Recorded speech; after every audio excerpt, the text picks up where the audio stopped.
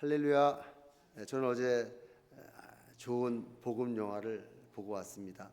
너를 위하여라는 이 영화의 제목인데요.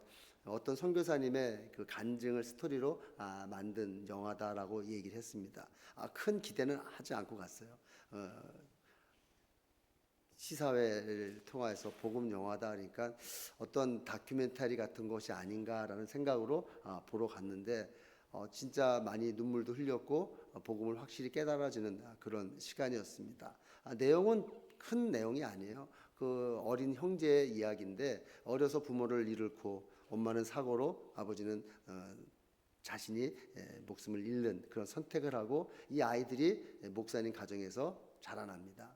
큰 형은 목사님의 말씀을 통하여 예수님을 만나고 하나님의 그 자녀로 열심히 신앙생활합니다. 근데 그 동생은 아니 하나님이 살아계시다면 하나님이 사랑이시라면 왜 우리 엄마 아빠를 데려갔고 또 데려갔으면 우리를 좀 잘 살게 해줘야지 왜 이렇게 고난과 힘듦과 어려운 가운데 살게 하는 그 하나님은 과연 계시는가 하는 그런 갈등과 그런 고통과 그런 안타까움으로 반항하는 그런 삶을 살게 되는 거예요. 그러니까 이 아들이 이제 성장해서 형은 열심히 직장생활하면서 신앙생활을 감당합니다. 근데 이 동생은 헛된 꿈을 품으니 안 좋은 곳에 인발부가 되고 그것을 통하여 큰 사건을 저지르게 되는 거예요. 그 어떤 사건이냐? 경찰을 죽이는, 잘못해서 죽이게 되는 사건. 그래서 그거를 무마하려고 또 자기를 시킨 용역단체에 찾아가서 그 사장을 또 싸움 끝에 죽음으로 모는 그런 일을 하게 됩니다. 그래서 그 두려운 마음으로 형한테 뛰어가는 거죠. 집에 왔을 때 그 형이 그 동생을 보고 야 옷을 벗어라. 그래서 이 동생 옷을 벗기고 자기가 그 옷을 입고 자기 옷을 동생한테 입히고 경찰한테 끌려갑니다. 그래서 재판을 받고 사형에 이르게 되는 내용이 어제 영화의 내용이에요. 근데 그 동생한테 이렇게 얘기하는 거죠. 형 내가 죄를 졌는데 왜 형이 내 대신 끌려가야 되느냐? 왜 내 대신 그런 멍청한 짓을 하느냐? 근데 형이 이런 얘기합니다. 나는 준비가 됐고 너는 준비가 안 됐기 때문에 너는 내 옷을 입고 나는 네 옷을 입고 간다. 그러면서 이제 재판을 받고 사형을 선언받습니다. 근데 이 형이 사형 언도를 받고 이야기를 하는 것이죠. 그 당신의 동생의 옷을 입고 사형장의 형술로 가겠다. 그래서 동생 옷을 입고 갑니다. 그래서 동생한테 편지를 쓰는 거죠. 나는 네 옷을 입고 죽는다. 너는 내 옷을 입고 나답게 살아라. 라고 얘기하면서 요한일서 4장 10절 말씀을 주는 거죠. 사랑은 여기 있으니 우리가 하나님을 사랑한 것이 아니요 하나님이 우리를 사랑하사 우리 죄를 속하기 위하여 화목제물로 그 아들을 보내셨습니다.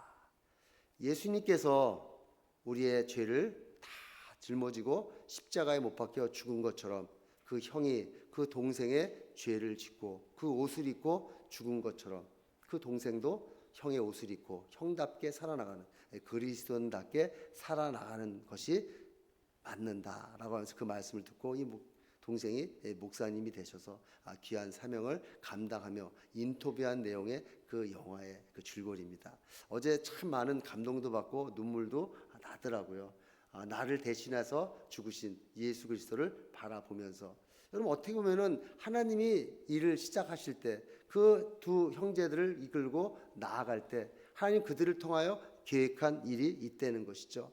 근데 하나님께서 그 아이들을 통하여서 하나님의 뜻이 이루어지기 위해서 계획하셨다면 그들이 삶 가운데 축복이 임해야 되지 않겠습니까?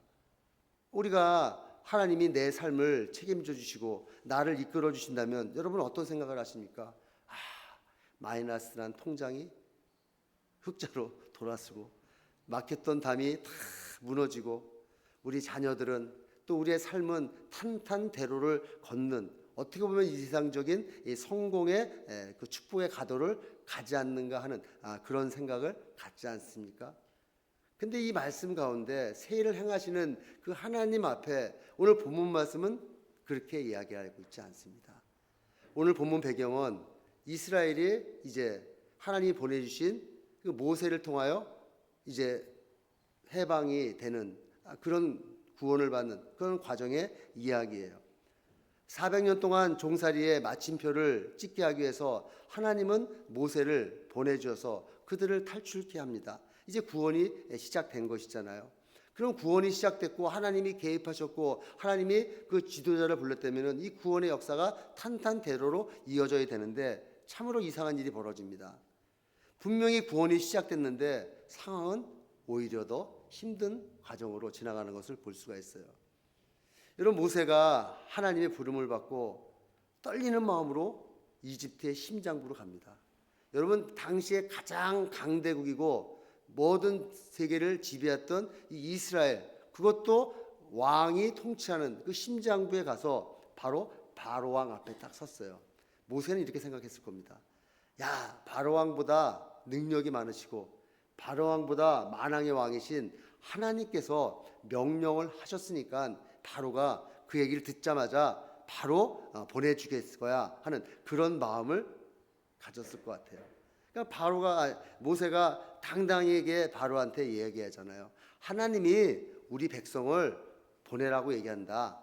하나님이 우리의 백성을 보내라고 명령해서 나는 그 명령을 받들고 나 너한테 온 거야. 딱 얘기하면은 바로가 바로 그 즉시 아이고 하나님이 말씀이니까 당장 보내드려야지 하는 그런 말을 할 줄 알았는데 전혀 상황은 다른 상황으로 흘러나가는 거예요. 바로가 딱 한마디 합니다. 비웃는 것이죠. 야, 여호와가 누구냐? 나는 그를 모른다. 그가 누군지도 모르는데 내가 왜 내 백성들을 보내겠느냐? 이거 보니까 아주 일하는 게 요즘 아주 쉬운가 보네. 요즘 일하는 게 좀 이렇게 편한가 보네 하면서 그들에게 더 혹독하게 괴롭히는 거예요. 이들이 하루에 분량의 그 벽돌을 생산해내는데 거기에 들어가는 재료를 주었는데 모세가 얘기하고 나서부터는 거기에 들어가는 지푸라기를 공급을 안 하면서 너희들이 구하면서 그 벽돌을 온전히 만들어라. 너희들 명령한 수량대로 채워라 라고 말합니다. 여러분, 상황이 이쯤 되니까 백성들은 구원자라고 믿었던 그 모세와 아론이 왔을 때 야, 저들을 위해서 우리가 구원받겠구나, 이제 지긋지긋한 이 노예 생활을 이제 끝나겠구나 하는 그런 생각을 가졌는데 아니 돌아오는 것은 더 힘든 과정으로 돌아오는 거예요. 그러니까 어떻게 됩니까? 이 믿었던 모세를 원망하기 시작하는 거예요. 야, 당신 때문에 우리가 죽게 생겼고 당신 때문에 내일이 힘들게 생겼잖아. 왜 너는 나를 이렇게 어렵게 하고 힘들게 하느냐, 이런 마음을 하게 된다는 거예요. 예전에 어느 자매가 자기 친구를 교회로 데리고 왔어요. 전도해 온 거죠. 근데 이 자매가 아주 돈을 잘 벌었대요. 아주 돈을 잘 벌고 뭐 차도 그냥 페라리 이런 거 타고 다니면서 아주 멋지게 하고 교회로 왔는데 교회로 와서 은혜를 받았죠. 은혜를 받았는데 아니 은혜를 받았으면은 이 자매가 야, 하나님 믿으면 잘 될 거야 그랬는데 사업이 점점 안 되지는 거예요. 근데 그 자매가 하는 사업이 하나님 기뻐하시는 사업이 아니었던 거예요. 그러니까 교회를 떠난 거죠. 참 저는 안타깝게 생각했어요. 아니 그 고난을 이겨내면은 그 고난 가운데 하나님을 다시 한번 찾으면 더 큰 축복이 올 텐데 하는 그런 마음이 듣게 되면서 이 말씀을 묵상하면서 준비하면서 그 자매가 생각이 나더라고요. 여러분, 우리가 하나님을 믿고 또 우리가 신앙생활 하다가 뭔가 새 일을 준비하고 감당할 때 우리 기대와 달리 고난이라는 낯선 옷을 우리는 입고 또 낯선 환경을 우리는 만나게 되는 것이죠. 그런데 여러분, 우리가 신앙생활하면서 이런 상황을 우리가 어떻게 이해하고 나가야 될지, 어떤 이해감을 갖고 나가야 될지에 따라 우리의 신앙의 모습은 전혀 다른 모습으로 나타난다는 것이죠. 여러분, 그래서 오늘 말씀을 통하여 내 삶이 더 꼬이는 것 같은 그 순간이 어떻게 보면은 하나님이 새 일을 시작하는 이 시작점이요, 축복의 통로로 이어져 나가는지 살펴보면서 은혜의 시간을 갖기를 원합니다. 여러분, 오늘 이 말씀 참 중요합니다. 잘 들으시고 여러분 삶 가운데 하나님이 주시는 축복을 이뤄나가는 한 분 한 분 되시기를 예수 이름으로 축복드리겠습니다. 세일은 이렇게 시작하는데 어떻게 시작할까요? 첫 번째로 세일은 말씀에 대한 순종으로 시작합니다. 우리가 가장 먼저 기억해야 될 상황은 하나님은 세일을 시작할 때 사람의 감정이나 막연한 느낌으로 시작하는 것이 아니라 철저하게 하나님의 말씀 위에 시작한다는 거예요. 오늘 1절 말씀에 보면은 모세와 아론은 바로에게 이렇게 선포합니다. 그 후에 모세와 아론이 바로에게 가서 이르되 이스라엘의 하나님 여호와께서 이렇게 말씀하시느니라. 바로 모세와 아론이 여호와 하나님께서 이렇게 말씀하셨다라고 바로에게 이야기하는 거예요. 그것은 뭐예요? 이 모세가 이 바로에게 찾아간 게 이 개인적인 결단이나 정치적인 야망이나 또 자신이 생각했던 그것을 이루기 위해서 바로에게 간 것이 아니라 명확한 하나님의 말씀을 근거해서 이 바로 앞에 쓴 겁니다. 하나님 말씀이 이렇게 말씀하시느니라, 여호와 하나님께서 이렇게 말씀하시느니라 하는 그 말씀을 붙들고 그 바로왕 앞에 나아가는 거예요. 여러분, 그 바로 우리가 성경을 보면은 그냥 바로왕 그런 말을 하지만 당시 최고의 권력의 심장부에 생사 여탈권을 가지고 있는 그 왕 앞에 쓴다는 것은 보통 쉬운 일이 아닐 겁니다. 그런데 그 앞에 쓸 그 용기가 어디서 났겠어요? 모세가 용기가 좋아서? 여러분, 모세가 하나님이 모세를 찾아왔을 때 모세는 뭐라고 얘기합니까? 나는 입이 둔해서, 나는 말을 잘 못하니까 나는 갈 수가 없습니다. 난 그 사명을 맡을 수가 없습니다 하면서 사명을 회피했던 이 모세가 자신의 결단으로 바로 앞에 쓴 게 아니라 하나님의 말씀의 권위에 의해서 그 자리에 쓴 거예요. 여러분, 이처럼 우리가 세일을 출발할 때 늘 말씀을 듣고 그 말씀에 순종하며 시작할 때 이것은 하나님이 주시는 그 세일의 출발점이 되는 것입니다. 여러분, 2026년도를 준비하면서 하나님 앞에 기도하면서 하나님, 우리 교회에 2026년도 하나님이 주시는 그 말씀 2066년도를 우리가 이끌어갈 때 어떻게 가야 될까요? 라고 기도했을 때 하나님이 주신 말씀이 이사야 43장 19절 말씀처럼 보라 내가 새 일을 행하리라 라는 말씀을 주셨다는 것이죠. 여러분, 이 말씀이 선포되고 이 말씀에 우리가 순종하는 그 순간이 하나님이 우리 교회를 통하여, 우리 삶을 통하여, 우리 성도님들의 그 삶을 통하여 시작하는 새 일의 시작점이 되는 줄로 믿습니다. 여러분, 하나님의 말씀의 순종은 내 마음의 확신이 100% 차올랐을 때 시작되는 게 아닙니다. 맞아, 그 말씀대로 될 거야, 이게 아니라 하나님의 말씀은 우리가 순종할 때 이루어지는 거예요. 우리의 마음이 편안해지고 모든 의심이 사라질 때까지 기다린다면 여러분 평생 순종 못합니다. 그냥 할 걸 하다가 마는 거예요. 내 마음에 확신이 안 서도, 내 마음이 편안하지 않아도 하나님의 말씀이 지어졌을 때, 그 말씀에 순종할 때 하나님은 우리를 통하여 새 일을 시작하는 줄로 믿습니다.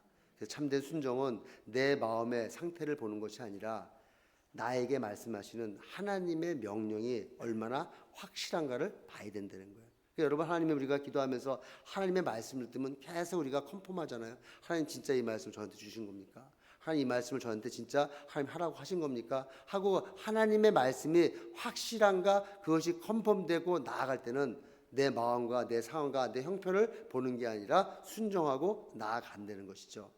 여러분, 캄캄한 밤에 나아갈 때 그 손에 나침판이 지어져 있다면은 내가 익숙한 길, 내가 아는 길에서 꼼꼼해도 나는 찾아갈 수 있어 하는 그 길로 갈 수 있어도 나침판의 그 방향이 다른 방향으로 꽂혀져 있다면은 그 길이 아니라 다른 길이 올바른 길이지 않습니까?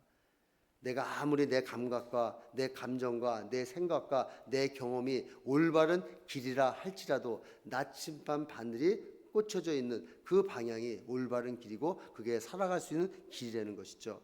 여러분, 그렇습니다. 이 하나님의 말씀이 바로 나침반과 같은 거예요. 내 상황과 내 생각, 내 기분이 어떠하든지 하나님이 말씀하셨다 하는 그 분명한 사실 하나만으로도 내 인생을 그곳에 던지고 내 삶을 그곳에 맡기고 하나님이 요구하시는 그 순간까지 순종하고 나갈 때 하나님은 나를 통하여서 우리 교회를 통하여서 새 일을 시작하는 시작점이 되는 줄로 믿습니다. 그래서 시편 기자는 시편 119편 105절에 내 주의 말씀은 내 발의 등이요 내 길의 빛이시니라. 여러분, 주의 말씀은 내 발의 등이라는 거예요. 여러분, 내 발의 등이라는 것은 뭐예요? 인생 전체를 비추는 서치라이트가 아니라는 거예요. 내 한순간 내 바로 발 앞에 그 등을 비춰주는, 한 발짝 한 발짝 나아갈 수 있는 그 상황을 비춰주는, 그러니까 어둠 속에서도 바로 눈앞에 발 한 자국 한 걸음 비춰주는 그것이 바로 내 발의 등이라는 것이죠. 여러분, 우리가 신앙생활하면서 하나님이 나의 10년 뒤의 청사진, 아니 30년 뒤에 그 나의 모습을 비춰주는 것이 아니라, 미리 보여주시는 것이 아니라 오늘 내가 내딛어야 될 그 한 걸음을 나타나는 그것을 비춰주고 그것을 통해서 순종의 한 걸음 한 걸음 뛰어나갈 때 하나님이 계획하신 그 위대한 그 길을 볼 수가 있는 것입니다. 사랑하는 성도 여러분, 하나님의 말씀은 미래가 안 보여도 하나님이 계획하신 그 미래를 믿고 신뢰함으로 내디딜 때 그 발걸음으로 나아갈 수가 있는 것입니다. 여러분, 창세기 12장에 보면은 아브라함의 믿음이 바로 그런 믿음 아니겠어요? 하나님이 아브라함에게 어떠한 땅을 지시하지 않았습니다. 내가 지시할 그 땅으로 가라. 내가 가야 될 그 땅으로 너를 보내리라 약속하셨어요. 근데 그 보여줄 그 땅으로 가라는 그 명령 하나 가지고 이 아브라함은 조카 아내를 데리고 떠나갑니다. 히브리 기자는 히브리서 11장 8절에 이렇게 얘기하는 것이죠. 믿음으로 아브라함은 부르심을 받았을 때 순종하여 장래 유업으로 받을 땅으로 나아갈새 갈 바를 알지 못하고 나아갔으며. 여러분, 어떤 정보가 충실해서 어떤 정보가 정확해서 그 땅으로 간 것이 아니라, 그 땅에 뭐가 많아서 간 것이 아니라 하나님의 말씀, 그 하나님의 말씀을 신뢰하고 그 하나님을 신뢰했기 때문에 그 명령대로 순종하며 따라 나갔을 때 하나님 믿음의 조상으로 아브라함을 쓰임 받게 하신 줄로 믿어야 됩니다. 사랑하는 성도 여러분, 우리는 흔히 하나님 환경을 열어주시면 제가 순종하겠습니다 라고 기도합니다. 하지만 참된 순종은 확실할 때가 아니라 말씀이 임했을 때 1%의 가능성이 있다면 보고 내딛는 것이 바로 순종이라는 거예요. 그래서 여러분, 우리의 삶 가운데 하나님이 나에게 이끌어주시는 그 길이야말로 축복된 길인데 그 말씀에 순종할 때 여러분 계획한, 또 여러분을 통하여 하나님의 비전이 이루어나가는 새 일의 출발점이 될 줄로 믿습니다. 여러분, 올해 준비하시면서 올해를 시작하시면서 여러분 마음 가운데 계속 머무는 말씀이 무엇입니까? 이웃을 사랑하라, 이웃을 용서하라, 예배를 회복하라, 정직해라, 여러 가지 음성들이 들렸을 것입니다. 그 작은 음성이 바로 새 일을 시작하는 열쇠가 되는 것이죠. 그 음성에 순종하고 나아갈 때 우리를 통하여 계획하신 그 새 일을 이뤄 나가십니다. 여러분, 그래서 여러분이 가지고 계시는 그 계산기를 내려놓으시고 말씀이 가라는 곳까지 한 걸음만 옮겨 보십시오. 그럴 때 새 일을 시작하는 환경의 개선을 넘어서 내 귀에 들린 하나님의 말씀이 내 발에 맞추어서 주님과 동행하며 주님이 기뻐하시는 그 길로 나아가는 줄로 믿습니다. 그런 여러분 되시기를 예수 이름으로 축복드리겠습니다. 두 번째로 새 일은 이렇게 시작하는데 어떻게 해요? 새 일을 시작할 때 거치는 과정이 있다는 것입니다. 말씀에 따라 첫 발을 내딛었는데 전혀 예상치 못한 난관을 만나게 되는 것이죠. 거기에 대비하려는 것입니다. 우리의 신앙생활에 가장 오해되는 지점이 바로 여기 있어요. 순종했는데 왜 상황이 더 힘들어지느냐? 내가 하나님을 믿었는데 내 삶에 왜 어려움이 닥치느냐? 이런 것이 되는 것이죠. 어둠이 깊을수록 뭐가 가까워져요? 새벽이 가까웠습니다. 내 삶에 고통과 고난이 깊을수록 하나님이 역사하실 때가 가까워졌다는 것이죠. 저항이 강할수록 하나님의 일은 더 강력하게 작동하는 것입니다. 그래서 2절 말씀해 보니까 바로가 이르되 여호와가 누구이기에 내가 그의 목소리를 듣고 이스라엘을 보내겠느냐 나는 여호와를 알지 못하느니 이스라엘을 보내지 아니하리라. 여러분 바로는 하나님의 말씀을 거부할 뿐만 아니라 하나님을 부인합니다. 그리고는 이스라엘을 그 노역을 더 무겁게 이끌어가는 것을 볼 수가 있어요. 여러분 세일이 시작되자마자 더 고달퍼진 거잖아요. 왜 이런 일이 났을까요? 왜 이런 일이 날까요? 여러분 영적으로 잘 깨달으셔야 돼요. 왜냐하면은 바로 이 바로는 이 세상을 상징합니다. 이 세상은 이 세상의 가치관은 하나님의 말씀이 내 삶에 들어오는 것, 내 삶에 침투하는 것을 반가워하지 않아요. 왜? 우리의 삶 가운데, 우리의 마음 가운데 이 세상의 가치관이 바로 박혀져 있는데 이 가치관을 떼어내고 하나님의 가치관이 들어오는데 그들이 순순하게 그 자리를 내어주겠습니까? 여러분 이스라엘에 닥친 고난이 바로 이런 고난이라는 거예요. 어떻게 보면 영적으로 보면은 영토 전쟁이 시작되었음을 선포하는 것입니다. 여러분 사단이 점령하고 있는 이 공중권세 잡은 이 사단들이 우리의 마음과 우리 생각을 다 쥐어잡고 있는데 그 가운데 하나님의 말씀을 든 하나님 백성이 침투해 나갔을 때 자기의 영토가 뺏겨지는데 여러분 그들이 가만히 있겠어요? 여러분 세상에서 가장 힘든 싸움이 어떤 싸움인지 아세요? 밥그릇 싸움입니다. 여러분 개도 밥그릇 치면 달라들어요. 사단도 가만히 있다가 그 밥그릇을 빼앗기면은 달라듭니다. 그러니까 사단이 얼마나 달라들겠어요. 여러분 그래서 하나님의 일을 시작할 때 기존 권세와 기존 질서를 우리를 정하게 하는 거예요. 이렇게 살았는데 왜 꼭 그렇게 살아야 돼? 야 밤에 너무 좋잖아. 불빛이 환란하고 누가 보는 사람도 없고 우리가 마음대로 할 수 있잖아.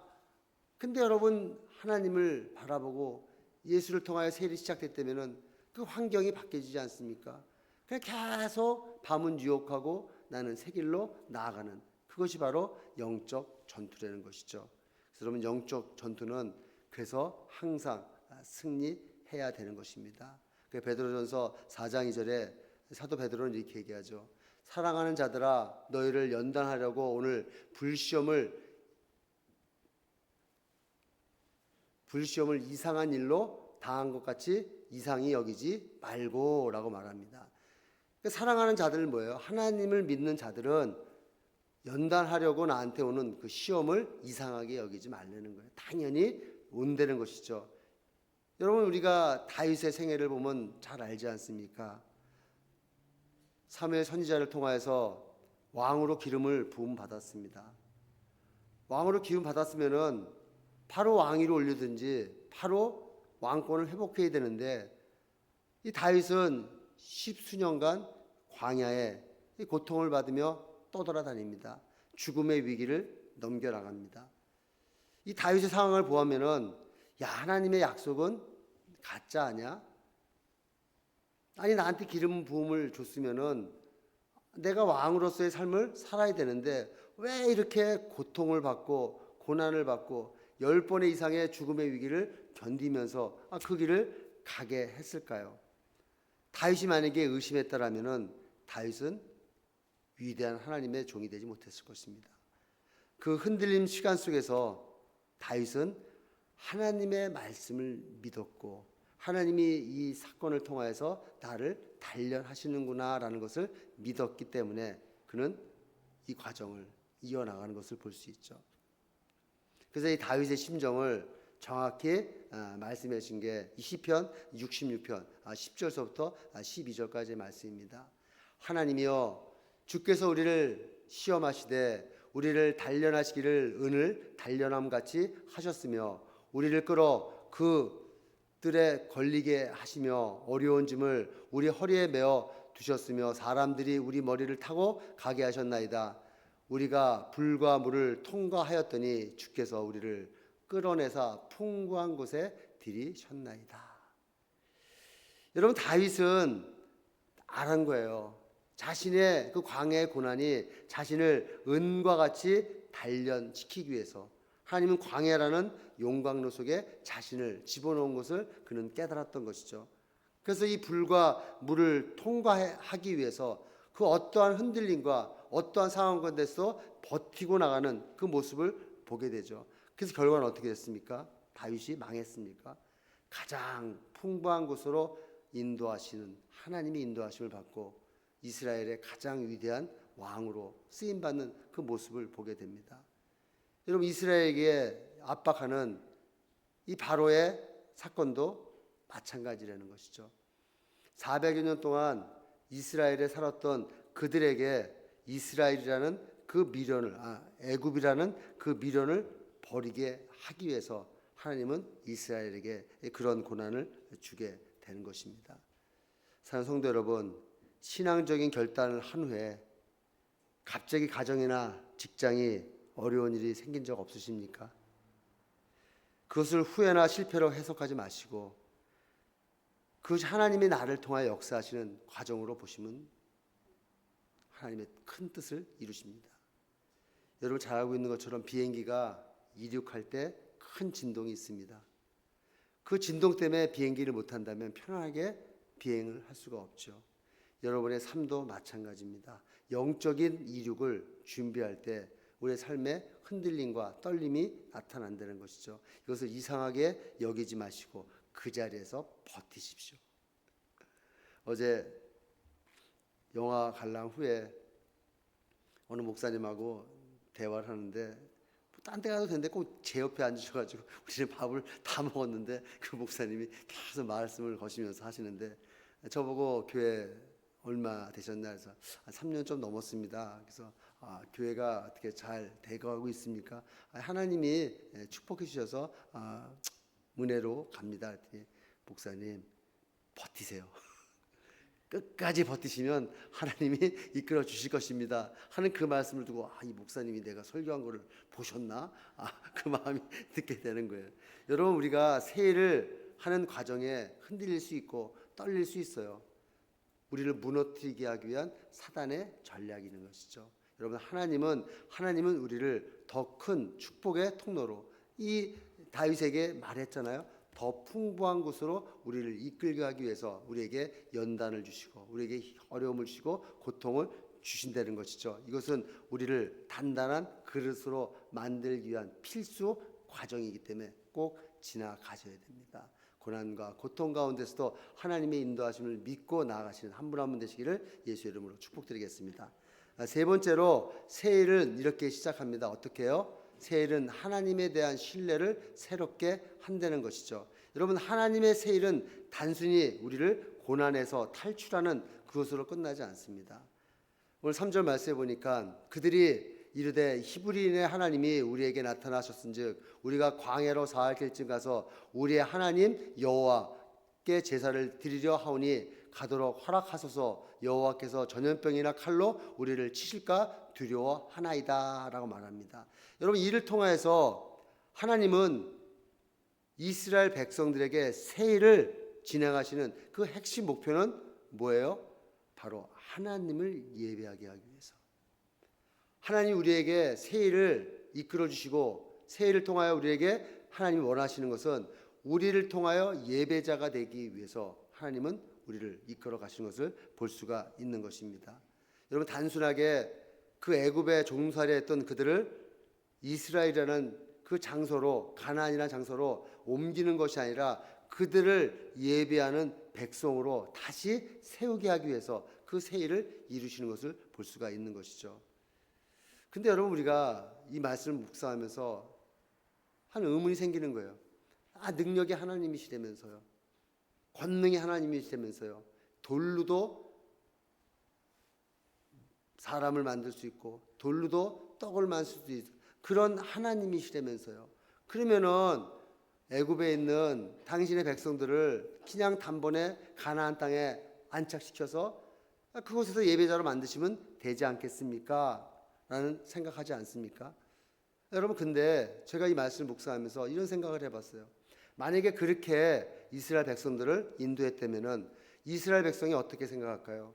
하나님은 두려운 하나님, 하나님은 무서운 하나님, 하나님은 우리가 잘못하면 혼만 내주는 그런 하나님으로 인식할 수밖에 없는 것이죠. 왜요?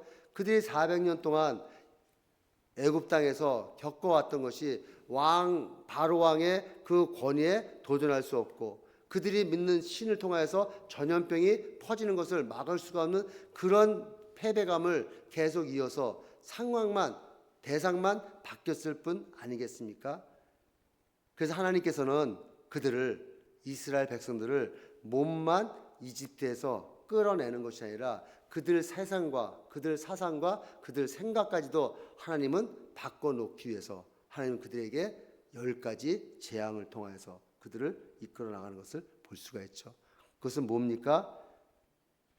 칼보다, 전염병보다, 그 나라 왕보다 여호와 하나님이 더 강하시구나 하는 것을 뼈저리게 느끼게 하기 위해서, 그 결국 뭐야? 하나님의 신뢰를 더욱더 새롭게 하기 위해서 하나님은 그런 10가지 재앙을 통해서 이스라엘 백성들을 끌어내신 것을 볼 수가 있어요.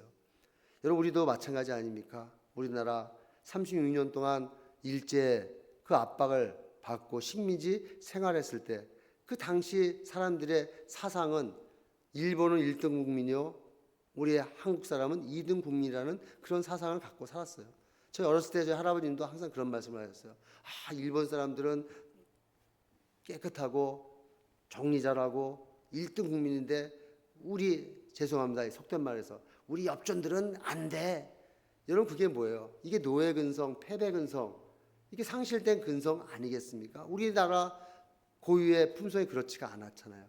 그러니까 하나님은 이와 같은 노예 근성, 이와 같은 패배 근성, 이와 같은 것들을 다 없애기 위해서 그들의 칼보다, 그들이 섬기는 그 신들보다 하나님은 위대하시고, 하나님은 강하시고, 하나님은 사랑으로 너희를 품어주시는 분임을 깨닫게 하기 위해서 10가지 재앙을 통하여 이스라엘 백성들을 끌어내신 것을 볼 수가 있어요. 결론은 뭡니까?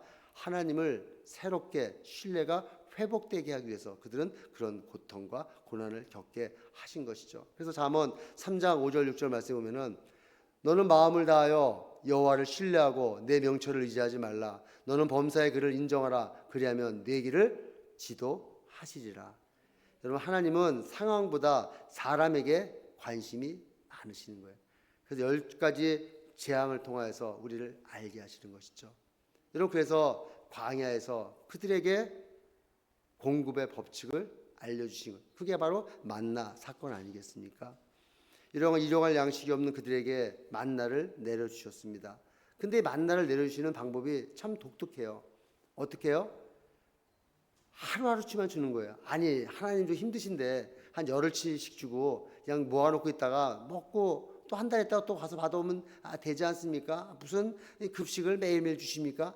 그게 아니라는 것이죠. 하나님은 매일 아침 안개와 함께 이 만나를 주고 그것을 거두게 하셨어요. 그러니까 많이 거두나 적게 거두나 그 하루 먹고 다음 날은 다 상하고 없어지는 거예요. 그러니까 욕심을 부려서 많이 쌓아둬도 다음 날 여지없이 썩어버립니다.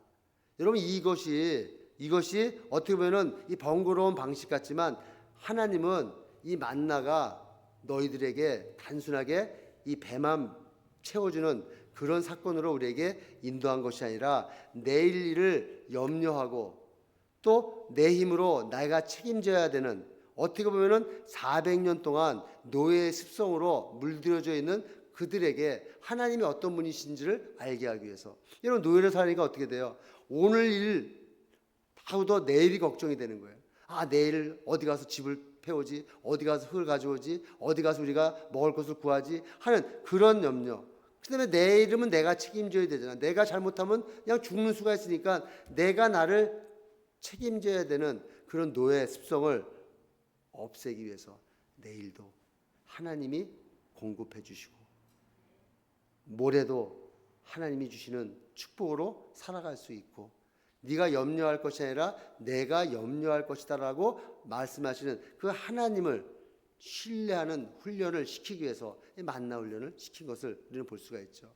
신명기 8장 3절 말씀에 분명히 얘기하십니다. 너를 낮추시며 너를 줄이게 하시며 또 너를 알지 못하며 네 조상들도 알지 못하던 만나를 내게 먹인 것은 사람이 떡으로만 사는 것이 아니요 여호와의 입에서 나오는 모든 말씀으로 사는 줄을 내가 알게 하려 하심이니라.